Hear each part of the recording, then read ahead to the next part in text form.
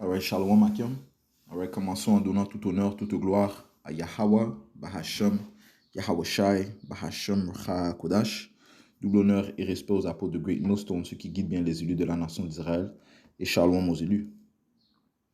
Alright, so, cette leçon sera portée sur comment nous sommes tous soumis à être dirigés et à être instruits par notre Créateur, Yahweh Bahashem, Yahweh Shai, qui est le puissant, le tout-puissant. Ok, celui celui qui possède toute âme qui se trouve dans la terre. Ok, donc toute âme, tout homme est soumis à recevoir des instructions du pouvoir. Ok, qu'on le croit ou non, ceci est un fait. Ok, donc tes va-et-vient, là où tu te trouves présentement, tout ça a été appointé par le Seigneur et toute chose a une raison.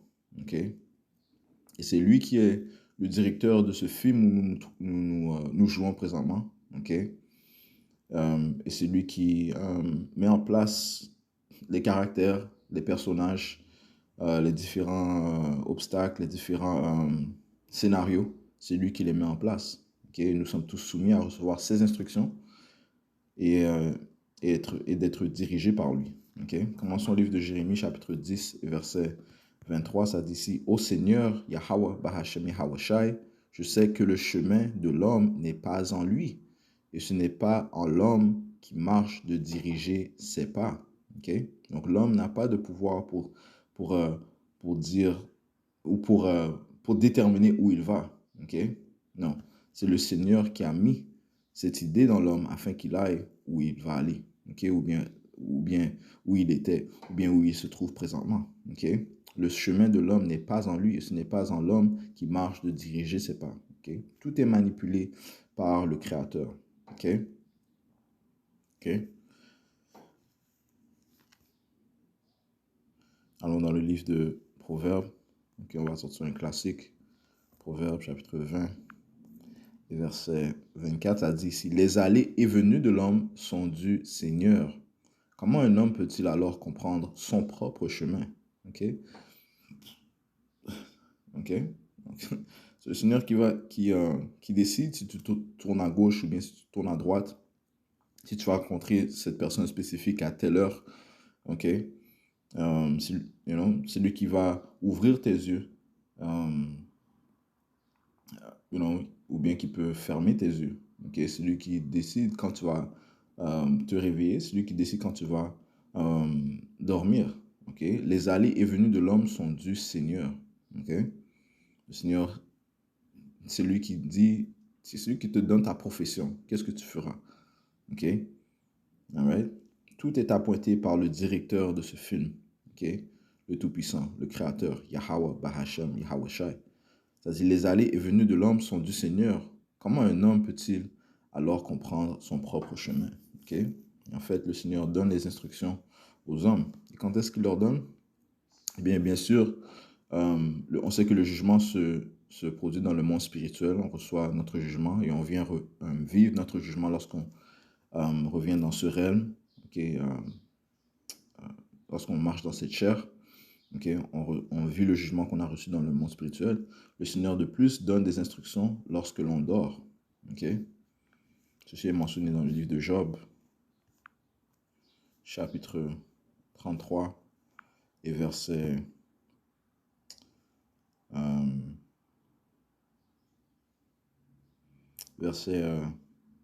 12, ça dit: voici, en cela tu n'es pas juste. Je te répondrai que le Tout-Puissant est plus grand que l'homme. Okay? Puisque le Seigneur est dans les cieux et nous sommes sur la terre. Okay? Pourquoi te disputes-tu contre lui? Car il ne rend pas compte d'aucune de ses actions. Okay? So, l'homme ne peut pas se disputer contre son créateur. Okay? Il ne peut pas dire pourquoi fais-tu pourquoi ceci, pourquoi cela. En fait, ça dit ici dans le livre d'Ecclésiaste 8 et 4, ça dit: où est la parole du roi, là est la puissance. Okay? Et qui lui dira que fais-tu? Qui va dire euh, à son créateur que fais-tu, man? Ok? Le Seigneur a dit, si je peux trouver ce précepte, All right. Euh, Isaïe 45 et verset 9, ça dit, malheur à celui qui conteste avec son créateur, que le tesson conteste avec le tesson de la terre, man. OK? Que les terriens se contestent avec les terriens. Un terrien ne peut pas contester contre son créateur, man. OK? L'argile dira-t-elle à celui qui la façonne, que fais-tu? Ou ton ouvrage? Il n'a pas de main. OK?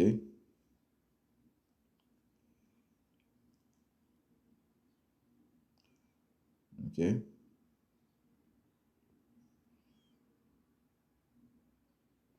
Ah oui, continuons, ça dit, malheur à celui qui dit à son père, qu'as-tu engendré, ou à sa mère, qu'as-tu enfanté? Ainsi dit le Seigneur, le Saint d'Israël et son Créateur. Interrogez-moi concernant les choses à venir, concernant mes fils, et commandez-moi concernant l'ouvrage de mes mains. Verset 12, ça dit, j'ai fait la terre et créé l'homme sur elle. Moi, moi-même, mes mains ont étendu les cieux et j'ai ordonné toute leur armée. OK? Je l'ai suscité en rectitude et je dirigerai tous ses chemins. OK? Il bâtira ma ville et il laissera partir mes captifs sans rançon ni récompense, dit le Seigneur des armées. OK? Alright. So, le Seigneur désigne toute chose. OK? So, retournons à Job. OK? Le point que le Seigneur donne les instructions durant, lorsque l'on dort. OK? On est situé en Job 33 et verset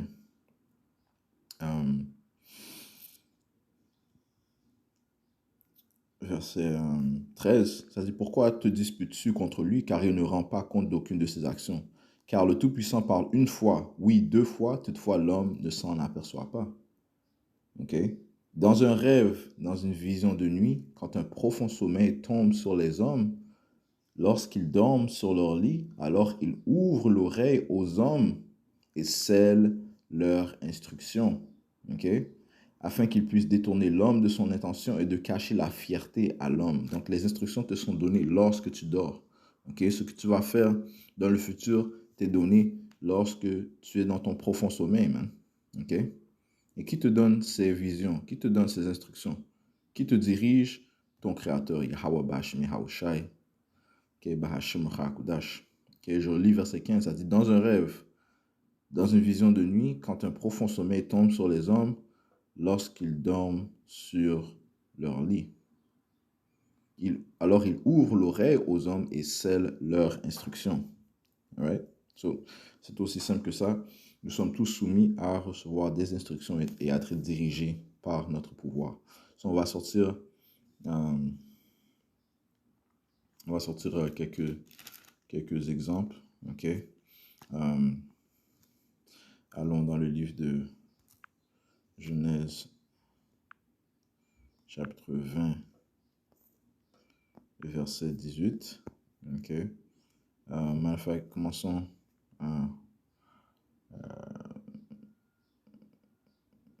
comme cela. Commençons à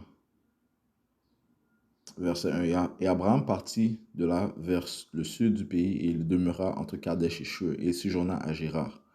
Et Abraham dit de Sarah, sa femme, elle est ma sœur. Et Abimelech, roi de Gérar, envoya et prit Sarah. Pourquoi est-ce qu'il a dit ça? Eh bien, il a utilisé la sagesse, sachant que ces gens, ces païens, eh bien, ils ne suivent pas, ils ne sont pas soumis aux lois statuées comme on dit. Donc, ils peuvent, si Abraham avait dit que Sarah était sa femme, eh bien, Abraham pensait il l'aurait sûrement tué et pris Sarah, man.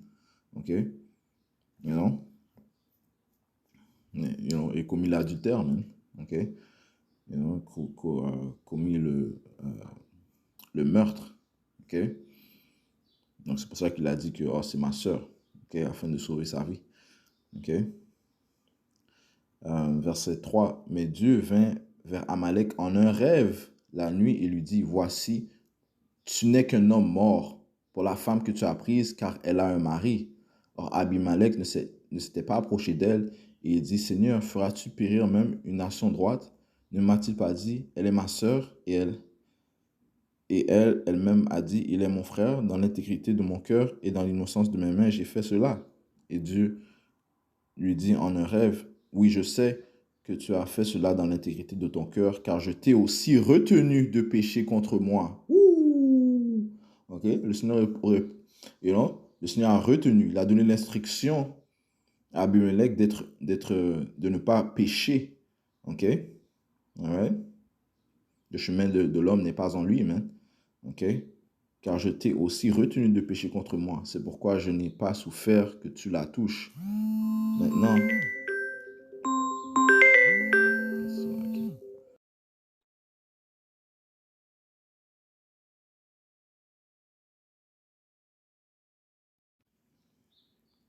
ça dit ici, verset 7, maintenant, alors rends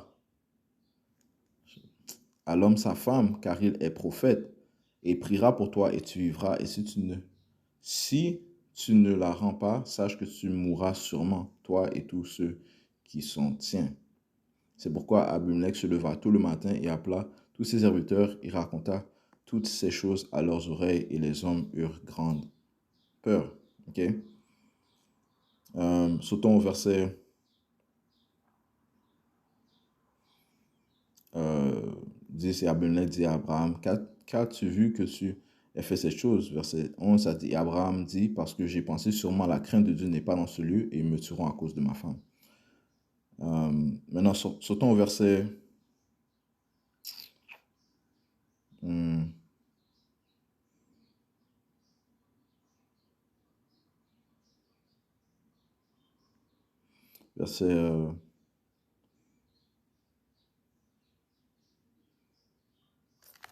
15. Verset 14. Et Abimelech prit des moutons et des bœufs et des serviteurs et des servantes et les donna à Abraham et il lui rendit Sarah sa femme. Et Abimelech dit, voici mon pays est devant toi, demeure où il te plaira. Et à Sarah elle dit, voici j'ai donné à ton frère 1000 pièces d'argent, voici il est pour toi une couverture des yeux pour tous ceux qui sont avec toi et pour tous les autres. Et ainsi elle fut innocentée. Ok? Ça dit quoi dans l'écriture? Ça dit... quand un homme, quand le chemin d'un homme ou les manières d'un homme plaît au Seigneur, il fait que ses ennemis soient en paix avec lui. Okay? So, voilà qu'il a donné plein de substances, de ressources à Abraham. Okay? Verset 17. Ainsi Abraham pria Dieu et Yahweh Bahashem Yahushua guérit Abimelech et sa femme et ses servantes et elles eurent des enfants. Car le Seigneur avait entièrement fermé toutes les matrices de la maison d'Abimelech à cause de Sarah, femme d'Abraham. Tu vois, le Seigneur avait fermé l'utérus, il avait fermé le ventre de ses femmes pour qu'elles ne puissent pas avoir d'enfants. Ok?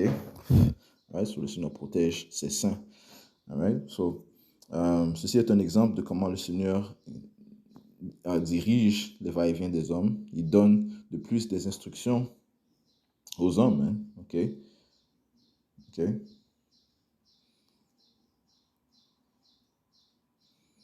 Alright. So, il a révélé à Abimelech que Sarah était la femme d'Abraham. Ok? Donc, c'est lui aussi qui l'a interdit de pécher contre lui. De plus, le Seigneur avait fermé la matrice des femmes. Ok? Ô grande est la puissance de notre pouvoir, Yahweh Ba'ashem Yahushai.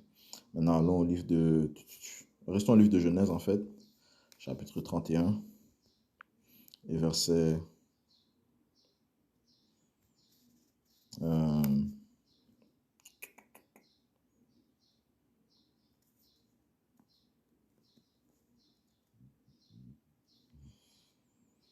on va commencer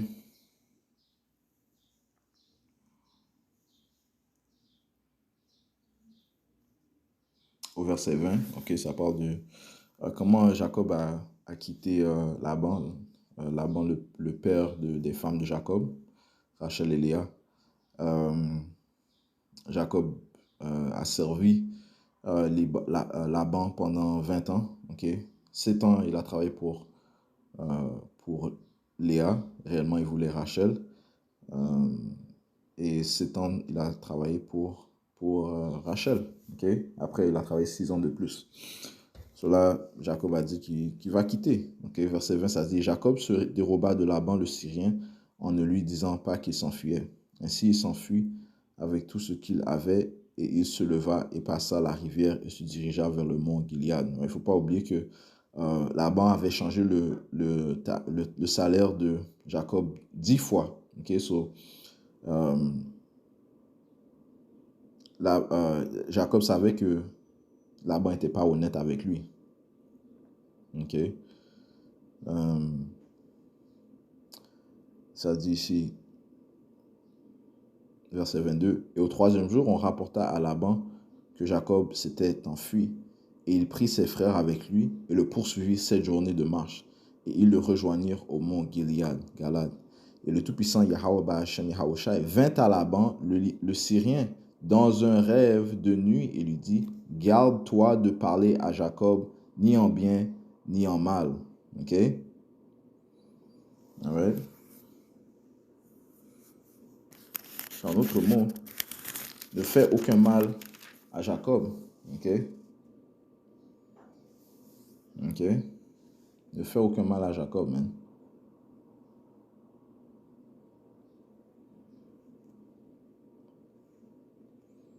OK? Garde-toi de parler à Jacob ni en bien, ni en mal.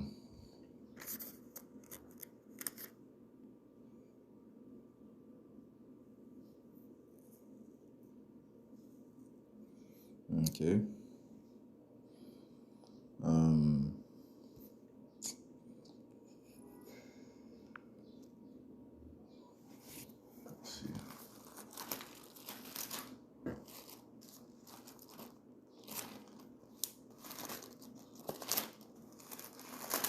Nous sommes au livre de Nombre.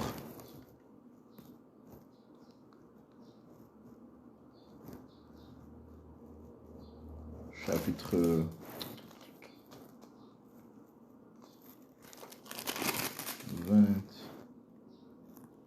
23, le verset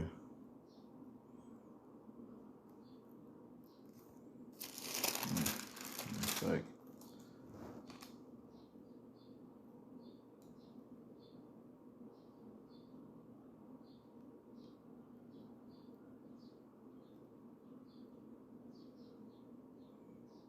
Commençons au verset 22. OK, verset 1.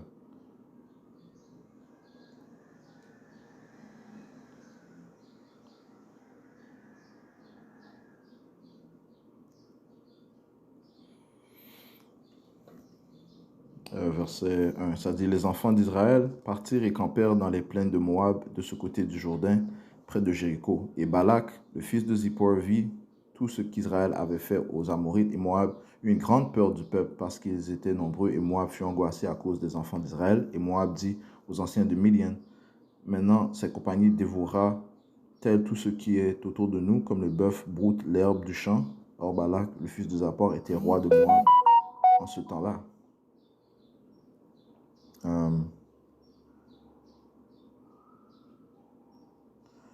Verset 5, il envoya des messagers à Balaam, le fils de Beor, à Bethor, qui est sur le fleuve, au pays des enfants de son peuple, pour appeler, disant, voici, un peuple est sorti d'Égypte, voici, il couvre la surface de la terre, et il reste en face de moi. Viens donc maintenant, je te prie, maudis-moi ce peuple, car il est plus puissant que moi. Peut-être prévaudrais-je que nous puissions le frapper et que je puisse le chasser du pays, car je sais que celui que tu bénis est béni, et celui que tu maudis est maudit. Okay? So, le Seigneur avait donné un certain pouvoir à Balaam de sortir pour maudire ou pour bénir. Okay? Mais voyons si il peut s'opposer aux instructions du Seigneur, okay? Ce sorcier Balaam. Okay? Verset 9. Et Dieu vint à Balaam et dit, qui sont ces hommes que tu as chez toi? Et Balaam dit à Dieu, Balak, le fils d'Azappor, roi de Moab, a envoyé vers moi, disant, voici un peuple est sorti d'Égypte qui couvre la surface de la terre. Viens maintenant, maudis-le-moi, peut-être pourrais-je le vaincre et le chasser. Et Dieu dit à Balaam, tu n'iras pas avec eux, tu ne maudiras pas ce peuple, car il est béni, le peuple d'Israël. Et Balaam se leva le matin et dit au prince de Balak, allez dans votre pays, car le Seigneur refuse de me laisser aller avec vous. OK? Right? Parce qu'il a reçu les instructions. Il est obligé d'obéir aux instructions, d'être dirigé par le Tout-Puissant. OK? Mais qu'est-ce que finalement Balaam a fait? Ça dit ici, Et Balaam se leva un matin et dit au prince de Balak, allez dans votre pays, car le Seigneur refuse de me laisser avec vous. Et les princes de Moab se levèrent et allèrent vers Balak et dirent, Balaam refuse de venir avec nous. Ok.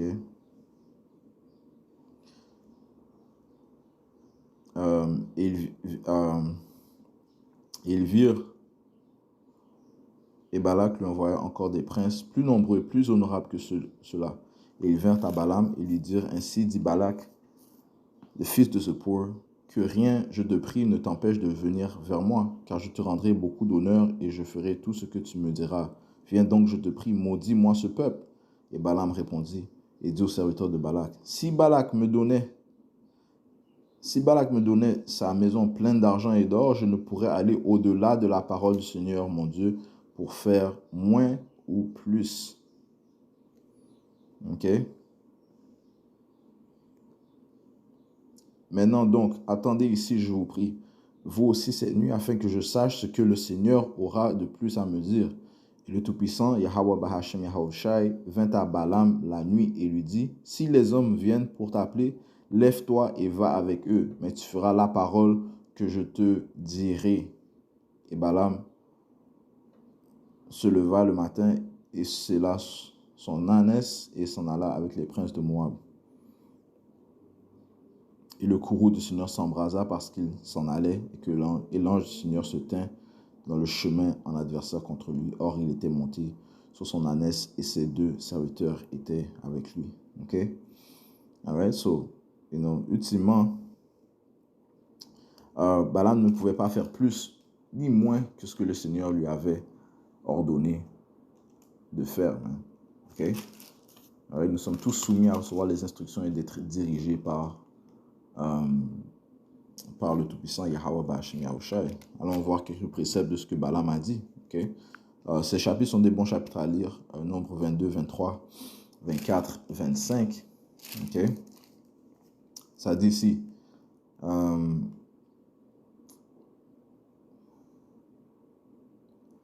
23 et on va commencer au verset 7. Et Balaam, Balaam commença sa parabole et dit, Balak, le roi de Moab, m'a amené d'Aram des montagnes de l'Est, disant, viens, maudis-moi Jacob, viens, mets Israël au défi. Comment maudirais-je celui que Dieu n'a pas maudit? Et comment mettrais-je au défi celui que le Seigneur n'a pas mis au défi?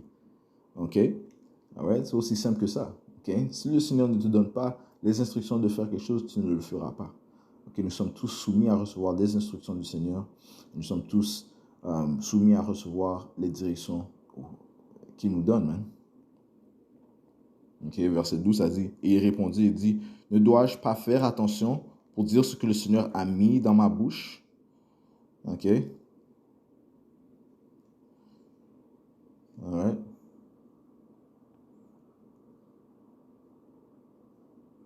Verset 20, ça dit ici, voici, j'ai reçu commandement de bénir et il a béni, je ne peux le révoquer. Ok?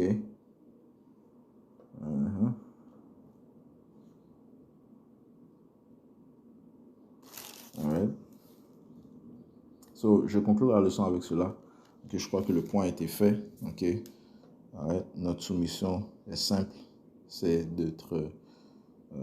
nous pouvons faire qu'autre chose. On ne peut pas faire autre chose qu'être dirigé, être instruit par Yahweh Shemiyashai. Et ces instructions, ce sont elles qui vont tenir, man.